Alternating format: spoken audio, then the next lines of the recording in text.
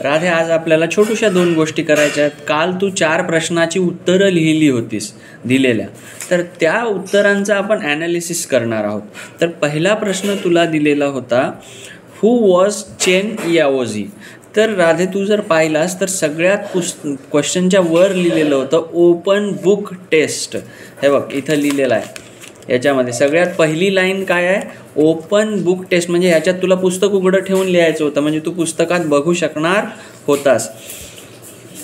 आणि जेव्हाही एखाद्या गोष्टीची आपण प्रश्न उत्तरं लिहित असतो तेव्हा नेहमी लक्षात ठेवायचं की आपल्याला उत्तर जे आहे ते भूतकाळातच लिहायचं आहे, कारण ह्या गोष्टी इतिहासात घडून गेलेल्या आहेत. तर पहिला प्रश्न होता, who was Chen Yaoji. Chen Yaoji कोण होता? तर तू काय लिहिलास, Chen Yaoji was a great archer and he live in China. तर ग्रेटचं स्पेलिंग काय लिहिलं तू, GRATE.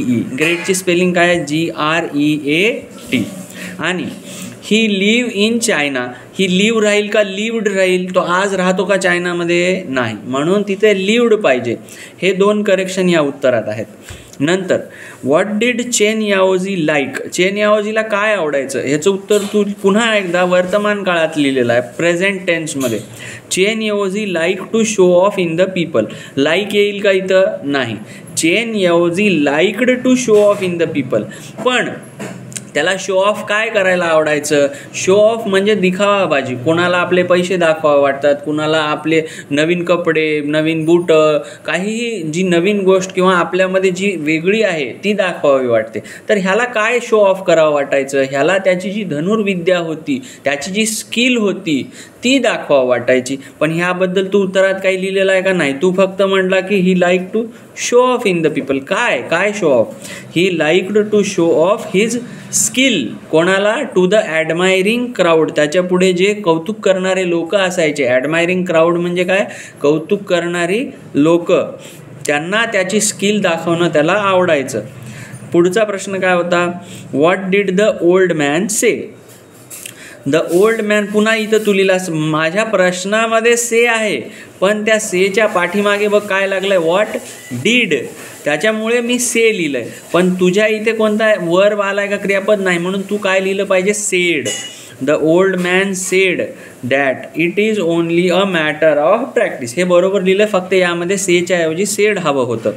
नंतर व्हॉट कुड the old man do. Old man काय करू शकत होता? त्या तेलाची जी कुपी होती, पळीनं अति उंचावरून तो चांगल्या पद्धतीनं तेल त्याच्यात टाकू शकत होता, न खाली सांडू देता. आणि त्या कुपीचं झाकण तर बारीक असते, तर तेवढूशा छिद्रातून तो अतिशय कुशलतेने, अतिशय चांगल्या पद्धतीनं तेल त्याच्यात टाकू शकत होता.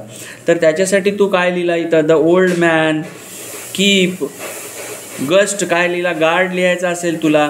गार्डची स्पेलिंग आहे GOURD.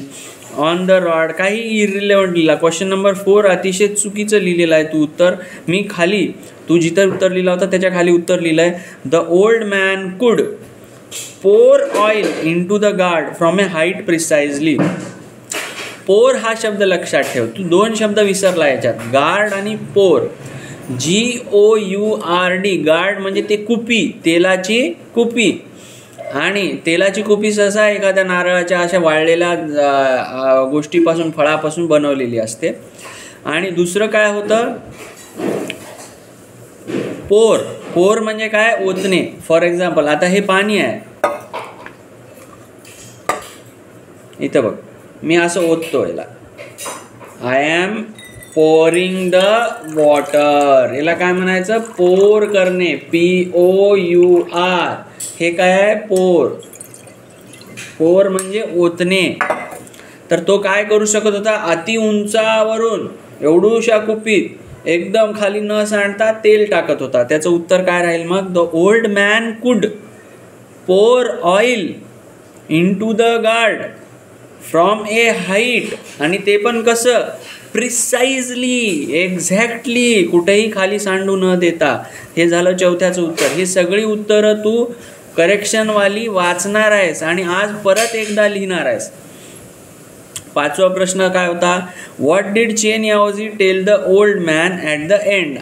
अखेरीस, गोष्टीच्या अखेरीस ओल्ड मॅनला चेन याओजी काय बोलला, तो त्याला काय वाटलं की याने मला एक खूप इम्पॉर्टंट गोष्ट शिकवलेली आहे. तर त्याचं वाक्य काय होतं, चेन याऐवजी told the old man that you have taught me something important today. काहीतरी तू महत्त्वाचं शिकवलेलं आहे. म्हणजे या विश्वामध्ये ज्या काही स्किल्स आहेत हे सगळं काही प्रत्येकजण आपल्या आपल्या प्रॅक्टिसनं ते शिकतं त्या पद्धतीनं करायला.